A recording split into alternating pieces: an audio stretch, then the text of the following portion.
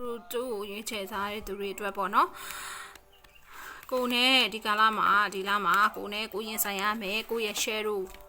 နော်ကိုရဲ့အမှောင်ချမ်းကဘာလဲဆိုတာမျိုးကိုhealing လုပ်ဖို့အတွက်ရွယ်ပြီးတော့ဒီဗီဒီယိုကိုတင်ပေးလိုက်ပါတယ်အဲ့တော့ဒီ group ကိုရွေးချယ်ထားတဲ့သူတွေကသတိပေးချက်တွေလည်းရှိတယ်အဲ့တော့ဒီချာလေးနားထောင်မှာကိုကအဲ့တော့ခါကျကိုကလူတယောက်ကိုပေါ့နော်လိုချင်စိတ်နဲ့ချစ်ချင်းတရားတွေကိုတဲ့နော်ချစ်ချင်းတရားတွေကိုလိုချင်စိတ်နဲ့မခွဲနိုင်ဘူးပေါ့နော်မခွဲနိုင်ဘူးသူ relationship ကိုမပြတ်တောက်ချင်ဘူးနော်သူပြစ်သွားမှစိုးတယ်နော်သူပြစ်သားမှတိုးတယ်သူပြစ်သွားမှစိုးကိုသူဆင့်ပြစ်သွားမှစိုးတယ်ဆိုရဲစိတ်နဲ့တဲ့ဘာတွေလုံးမိနေလဲဆိုတဲ့ခါကြတော့တဲ့မကောင်းတဲ့ dark energy တွေကိုသုံးတဲ့ဆရာမားနဲ့သွားပြီးတွေ့နေတယ်တဲ့နော်အဲ့တော့သွားပြီးမေးထားမြန်ထားတဲ့သူတွေရှိရင်ရှိမယ်အခုတွေကဆရာမျိုးစုံဆိုတဲ့ခါကြတော့ချို့ကလည်းပြောချင်တော့ဘူးပေါ့နော်ကိုယ့်ရဲ့စဉ်းစားစစ်ချိန်ညာမရှိဘူးဖြစ်နေတယ်တဲ့နော်ဒီ relationship ကိုပြတ်တောက်သွားမှစိုးလို့ကိုယ်ပြတ်သွားမှစိုးလို့ဆိုပြီးတော့ဆရာပေါင်းစုံနဲ့ဟိုသွားဒီသွားဟိုသွားဒီသွားလို့ဘယ်လိုပြောမလဲritual လို့နော်အဲ့လိုတွေပေါ့နော်ပေါင်းစည်းစေဖို့အတွက်လုပ်နော်အဲ့လိုတွေမျိုးစုံတွေလုပ်တယ်တဲ့နော်အယူလိုမျိုးပဲလုပ်နေတယ်တဲ့အဲ့ဒါကိုသွားတဲ့လူတွေကဆရာမားတွေမှာ dark energy ကိုသုံးနေတယ်နော် dark energy ဆိုတာအမှောင်ချမ်းနော်အပေါ်မှာအလင်းပုံစံနဲ့အမှောင်ချမ်းနောက်ွယ်မှာ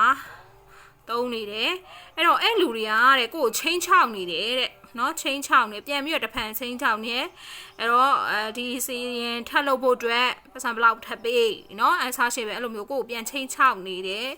အဲ့ဒါကိုရှင်းရမှာဖြစ်တယ်နော်နောက်တစ်ခါပါလဲဆိုတဲ့အခါကျတော့ religious နော်အဲ့တော့ဘာကိုပြောဆိုသွားလဲဆိုတော့သူတို့ရဲ့ brain wash လောက်တာတွေသူတို့ရဲ့ချင်းချောက်တာတွေနော်ချင်းချောက်တာတွေကိုကိုယ်ခံနေရတယ်တဲ့ကိုယ်စိတ်တွေကအဲ့မှာတဲ့မလွတ်မြောက်နိုင်ဘူးထောင်ချောက်ကြနေတယ်တဲ့ပိတ်မိနေတယ်တဲ့နော်အဲ့တော့ဒီ relationship ကိုပြည့်စဲသွားမှာစိုးလို့မဟုတ်တဲ့ energy တွေကိုကွာဆရာမားတာပေါ့ယူလို့ပဲဟိုဆရာတော့ဒီဆရာတော့ဟိုလူနဲ့မေးလိုက်ဒီလူနဲ့မေးလိုက်ဟိုဒီတရားတဲ့စင်တွေလောက်လိုက်မျိုးစုံပေါ့လေနော်အဲ့စားချစ်ပဲအဲ့ဒါလောက်တာတွေကတချို့ကဆရာမှန်ပဲတချို့ကဆရာအတူရောင်နေတွေ့ရခါမှာတဲ့အချင်းချောက်ချင်းလေးခံရတယ်နောက်တစ်ခါအဲ့ရဲ့ dark energy ကကိုယ်ကိုလာပြီးတော့နှောက်ယှက်နေရဒါကြောင့်မို့လို့တွေ့လားနော် clear တဲ့ negative energy တဲ့ကိုယ့်ဘောမှာအမှောင်တွေ့လားမှောင်မဲနေတဲ့ energy တွေကလည်းကိုယ့်ဘောမှာတက်ရောက်နေတယ်အဲ့တော့ဒီလူတွေကတေချာဖျားရှိခိုးပါကန်နေမြအောင်ပြန်လုပ်ပါနော်ကန်နေမြအောင်ပြန်လုပ်ပါနော်ဒီအမှောင်ချမ်းကကိုယ်ကိုပြန်ပြီးတော့အထက်ပြန်လုပ်နေတယ်ဆိုတော့ negative energy ကိုယ်စီလာနေရဆိုတဲ့ energy မျိုးကိုရှိတယ် clear လုပ်ပါအဲ့တော့တေချာ clear လုပ်မယ်နော်စားတွေနော်ကြော်ခမိုးနေနော်ထည့်ပြီးတော့ရေချိုးခေါင်းချော်လုပ်တာမျိုးနော်နောက်တစ်ခါပါအိမ်ကို clear လုပ်တာမျိုးလေဝင်လေးထပ်ထားတာမျိုးနေအောင်စီထားဝင်အောင်လုပ်တာမျိုးအမွှေးတွေနဲ့ဖတ်ဖြန်းတာမျိုးကိုလည်းကံမြင့်အောင်လို့နော်လူတန်းတွေဘာတွေငါးတွေဘာတွေလွတ်တာမျိုးအစားရှိတယ်ပဲပေါ့နော်ကံမြင့်အောင်လုပ်ရတဲ့ဟာတွေရှိတယ်အဲ့တော့ကံကိုပြန်ဆယ်ရမှာဖြစ်တယ်ဒါ energy ကကိုယ်ကိုလာပြီးတော့ချင်းကပ်နေတယ်ကိုကအဲ့စီအဲ့ဟာကိုသွားလိုက်တော့သူတို့တည်းဝင်သွားတာဖြစ်တဲ့ကြောင့်မလို့ကိုစီကိုအဲ့ dark energy ကလာနေတာเนาะအဲ့ဒါကို clear လုပ်ပါเนาะ clear လုပ်ဖို့အရင်ရေးကြည့်တယ်เนาะအဲ့တော့ဆရာမားတွေနဲ့စုံဝေးခဲ့တယ်တဲ့เนาะအဲ့တော့ကိုကဒါတွေဟိုတဲ့ကိုရဲ့တဲ့နော်ဒီဟာတွေနဲ့လိုချင်မှုတွေကိုပြစ်ထားခဲ့မှုတွေဒါနဲ့ပတ်သက်ပြီးတော့ဒေါသတွေထွက်မယ်နော်ဒေါသတွေပြန်ပြီးကလေးစားချင်းစင်တေးနဲ့လှုပ်ထားတွေအဲ့ဒါတွေကမှားဝါမဟုတ်ဘူးတဲ့အဲ့ဒါတွေကစွမ်းရင်နေလည်းမဟုတ်ဘူးအဲ့ဒါတွေကအဲ့လိုအနိုင်ယူခြင်းကမှားနေတယ်တဲ့အဲ့ဒါအစိတ်ပဲတဲ့အဲ့အစိတ်ကကိုယ့်ကိုပြန်ရောက်နေပြီနော်ကိုများကိုစူးတော့မယ်နော်အဲ့ခါကျဘာဖြစ်လဲဆိုတော့ဒါတွေကကြောက်စရာကောင်းတယ်တဲ့နော်အဲ့တော့ခါကျတော့ထက်ခါဒီပြဿနာကိုပြန်ပြီးတော့ဖန်တီးပါနဲ့တော့တဲ့ကိုက state agent ဆိုတာနဲ့ release လုပ်ပြီးသူတို့ရင်သူတို့ဖြစ်ချင်တာဖြစ်စေသူတို့နိုင်ရင်သူတို့ပဲဘာမှလည်းပြန်လဲကလေးစားချိန်စင်စိတ်လည်းမရှိနဲ့เนาะဒေါသနဲ့ထွက်ပြီးတော့ရန်ညွှန်းနဲ့လည်းမတုံ့ပြန်နဲ့နော်အဲ့ဒါတွေကတဲ့မမြင်နိုင်တဲ့နည်းတွေသုံးပြီးအနိုင်ယူခြင်းစိတ်ဓာတ်အဲ့ဒါမှားယွင်းတဲ့ຢာတွေဖြစ်တယ်တဲ့အဲ့တော့ကိုကငင်းချမ်းခြင်းကိုပဲရွေးချယ်ရမှာဖြစ်တယ်တဲ့အချစ်ချင်းတရားဆိုတာကတဲ့နော်တယောက်နဲ့တယောက်ပေါ်မှာတယောက်ကပြစ်ထားခဲ့လို့နော်ကိုချစ်ချင်းမခံရဘူးဆိုတာမှားယွင်းတယ်တဲ့အဲ့ဒါဘာလဲဆိုငယ်ဘွားကတော့မိဘတွေနော်ကိုမိဘတွေကအလုပ်တွေပါတွေအကင်တွေနဲ့ ကိုနားမှာမရှိဘူးတခါနေကြရင်လည်းသူတို့အလုပ်ကိစ္စပြီးလို့ပြန်လာတာမျိုးရှိရဲ့အဲ့ခါကျကိုကအဖေနဲ့အဖေကိုပိုချစ်တာပဲဖြစ်ဖြစ်အမေကိုပိုချစ်တာပဲဖြစ်ဖြစ်အဲ့ခါကျတော့ဟဲကိုချစ်တဲ့သူကခုနကတော့ကိုကိုချစ်ပေးတယ်တော့ကြတော့ခီးသွားငယ်တုန်းကဆိုတော့ခီးသွားရတယ်နားမလဲဘူးလေအဲ့ပျောက်သွားတယ်သူအလုပ်ကိစ္စနဲ့ပြန်ရောက်လာပြီးတော့ပြန်ရောက်လာတယ်အဲ့ခါမှာကိုကိုချစ်ချင်းပြန်ပေးရဲဆိုတော့ကိုကချစ်ခံရလိုက်မချစ်ခံရလိုက်နော်အဲ့လိုမျိုးတွေဖြစ်နေတဲ့အခါမှာတဲ့ကိုကတဲ့နော်ဒီစွန့်ဖြစ်ခံရတယ်စွန့်ဖြစ်ခံရမှာဆိုတဲ့စိတ်ပေါ့နော်အဲ့ဒါငယ်ဘဝမှာရတဲ့ inner child နော် inner child problem ကြောင့်ဖြစ်တာအဲ့ဒါကို healing လုပ်လိုက်ပါတဲ့အဓိကအဲ့ healing လုပ်တာအဲ့ကိစ္စဖြစ်နေတာနော်အဲ့ဒါလေးကို healing လုပ်လိုက်ပါတဲ့နော်အဲ့တော့ဒီမှာလည်းအဲ့လိုပဲနော်then တတိထားပါဒီမှာဆိုလဲအမဲတွေ dark energy တွေဒီမှာဆိုလဲကိုယ့်ရဲ့ personality ကိုယ့်ရဲ့ပတ်ဝန်းကျင်တွေမှာ dark energy တွေနော်အဲ့ဒါခါထားဒီမှာလဲ dark energy တွေရှိနေတယ်နော်ချစ်ချင်းမြတ်တာကိုရွေးချယ်တဲ့အခါမှာတဲ့မေတ္တာတရားဆိုလိုတာချစ်ချင်းမေတ္တာဆိုတာမေတ္တာပေါ့နော်မေတ္တာတည်တာဒေါသနဲ့တုတ်ပြန်တာထဲပေါ့နော်ဒေါသနဲ့တုတ်ပြန်လိုက်တာတဲ့ချစ်ချင်းမေတ္တာနဲ့ခွတ်လို့ခြင်းဟာဒါလင်းအင်အားကြီးဆုံးအရာဖြစ်တယ်တဲ့เนาะချစ်ချင်းမေတ္တာနဲ့ခွတ်လို့ခြင်းဟာဒီအင်အားကြီးဆုံးအရာဖြစ်တယ်တဲ့အဲ့ဒါခါကျတော့ကိုယ့်ရဲ့ကြောက်ရွံ့ခြင်းတွေကိုကြော်လွန်ဖို့အတွက်မေတ္တာထားပေးလိုက်ပါတဲ့เนาะအဲဆိုရင်ကိုယ့်ဘဝပို့ပြီးတော့transform ဖြစ်လိမ့်မယ်ဒီမှာဆိုကိုယ့်ရဲ့စိတ်အမှောင်ချမ်းကိုပြန်ဆွဲချနေတယ်เนาะအရန်တတိထားပါလက်ကမ်းပေးနေတဲ့ဖရာသခင်တွေဖရာတွေဘိုးကောင်းတွေเนาะဝိစာတွေလက်ကမ်းပေးနေတဲ့ကိုယ့်ကိုတတိပေးနေရာတွေကိုဖမ်းဆုပ်ပြီးတော့အလင်းဘက်စီကိုသွားပါเนาะအဲ့တော့တဲ့ကိုဟာဒီချိန်မှာတဲ့ပြောင်းလဲဖို့ပြင်ဆင်ရမှာဖြစ်တယ်တဲ့ကိုတို့မလိုလားအပ်တဲ့အရာတွေမလိုလားအပ်တဲ့ relationship တွေနဲ့ပတ်သက်ပြီးအကုန်လုံးကိုလွတ်ချထားခဲ့ရမှာဖြစ်တယ်တဲ့เนาะပြောင်းလဲတဲ့အရာတွေရှိရင်စုပ်ခိုင်ထားပါနဲ့เนาะသူကစုပ်ခိုင်ခြင်းလို့ဖြစ်နေတာမစုပ်ခိုင်ပါနဲ့လွတ်ချလိုက်ပါတဲ့เนาะအဲ့တော့တဲ့တချို့အရာတွေကကိုယ့်ဘဝထဲမှာ lesson အနေနဲ့ရောက်လာတာဖြစ်တယ်တဲ့เนาะကိုစီကို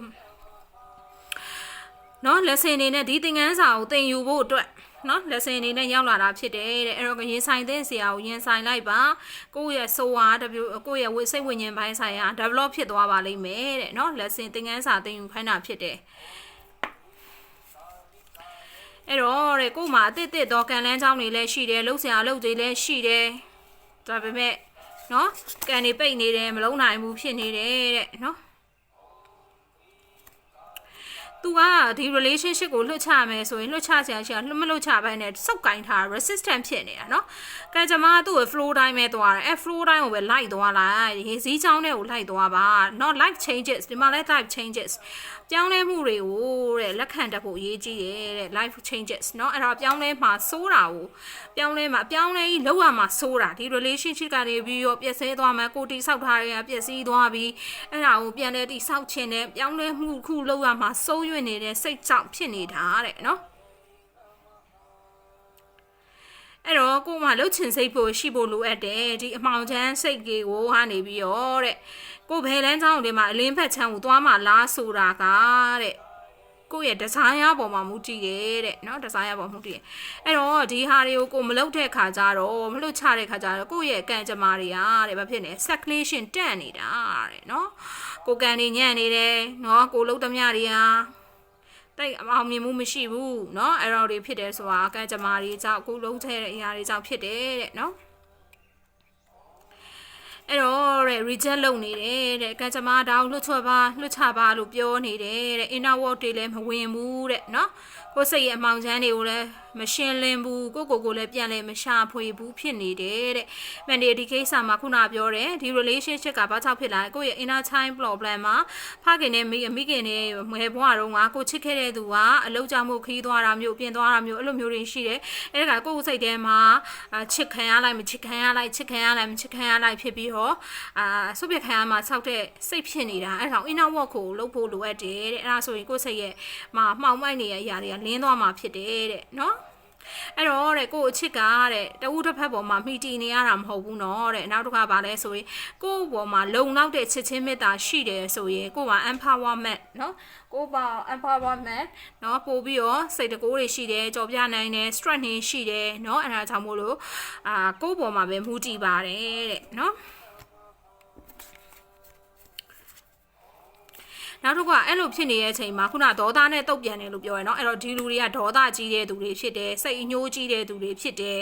เนาะအဲ့လိုမျိုးတဲ့ခါကျတော့ဒေါသက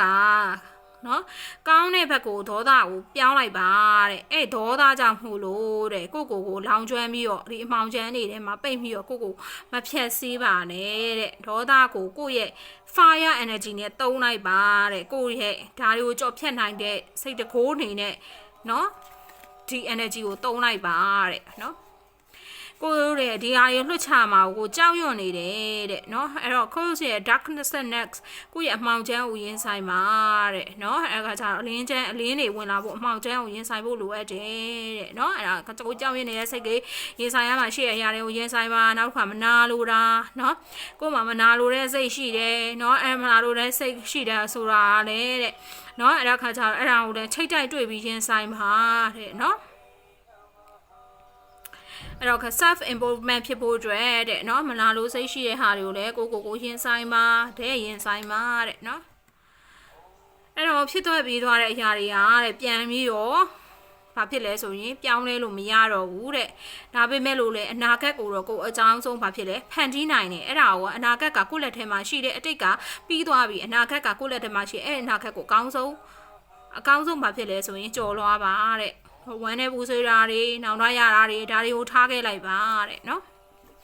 အဲ့လိုထားခဲ့လိုက်မယ်ဆိုရင်တဲ့เนาะဒီလူတွေကတဲ့ခုနပြော healing တွေလည်းမလုပ်ဘူးเนาะဒီမှာက healing တွေလည်းမလုပ်ဘူးအဲ့တော့ကုစားခြင်းတွေလုပ်ဖို့အတွက်တဲ့တဘာဝတရားကြီးနဲ့ချိတ်ဆက်လိုက်ပါနောက်တစ်ခါဘာလဲဆိုရင်တဲ့တက်လွတ်စားပေးပါတဲ့တက်လွတ်စားပေးပါ negative energy ရှိနေတော့ကိုယ် energy vibration မြင့်ဖို့အတွက်ကိုယ်မွေးနေမှာတက်လွတ်စားတာမျိုးအမဲသားကိုရှောင်ဝက်သားကိုရှောင်ပါအထူးသဖြင့်အဲ့ဒါတွေကိုရှောင်ပါပြီးရင်တက်လွတ်စားတာမျိုးအသားစားတာရှော့ပြီးစားပြီးတော့ဒိတ်ထန်လေးဝင်ပြီးတော့ဒီခုနပြော negative energy ကိုရှင်းပါနော်အဲ့လိုရှင်းသွားမယ်ဆိုရင်တဲ့เนาะကိုအားသာအလင်းကိုရွေးချယ်ခဲ့မယ်ဆိုရင်တဲ့ချစ်ချင်းတရားတွေရမယ်เนาะနောက်တစ်ခါပါလဲဆိုရင်ချမ်းချင်းတွေရမယ်နော်ကိုယ့်ရဲ့အနာဂတ်ကကြည်ကြည်လေးနဲ့ဖြစ်လာမယ်ပျော်ရွှင်ခြင်းတွေရမှာဖြစ်တယ်တဲ့နော်အဲ့တော့ကြောက်ရွံ့ခြင်းတွေကိုတန်တရားရှိမှုတွေကိုနှောင်တရမှုတွေဆိုတော့ကိုယ့်ရဲ့စိတ်အမှောင်ချမ်းတွေကိုလွှတ်ချလိုက်ပါအဲ့ဒါဆိုရင်ကိုယ့်ရဲ့ energy ကပို့ပြီးတော့မြင့်လာပြီးတော့ကိုယ့်ရဲ့ပုံစံအစစ်မှန်တိုင်းသွားမှာဖြစ်တယ်ကိုယ့်ရဲ့ vibration တွေကလည်းမြင့်လာမယ်ကိုယ့်ရဲ့ကဘာမြေကြီးကိုမြင်တဲ့အမြင်တွေကလည်းပြောင်းလဲသွားမယ်ချစ်ချင်းတရားတွေလည်းမြင်မယ်အမုန်းတရားတွေပြန်လဲကလေးစားချေလိုခြင်းတွေဒါတွေမရှိတော့ဘူးတဲ့နော်အဲ့တော့ဒါဆိုရင်အဲ့လိုမျိုးဖြစ်လာခဲ့မယ်ဆိုရင်တဲ့ကိုယ့်ရဲ့အနာဂတ်မှာကိုလိုချင်တာတွေလည်းပိုင်ဆိုင်ရလိမ့်မယ်เนาะငွေကြေးရေเนาะအခြေရေးတွေပိုင်ဆိုင်ရလိမ့်မယ်တချို့တွေကအမှုပညာတွေเนาะ arts မှာပါတဲ့သူတွေဆိုရင်အမှုပညာနဲ့ပတ်သက်တဲ့အလုပ်တွေเนาะ creation ပေါ့เนาะအခုကိုဖန်တီးတာမျိုးเนาะအဲ့လိုမျိုးတွေလုပ်လာနိုင်မှာဖြစ်တယ်တဲ့အားလုံးကိုကျေးဇူးတင်ပါတယ်ရှင်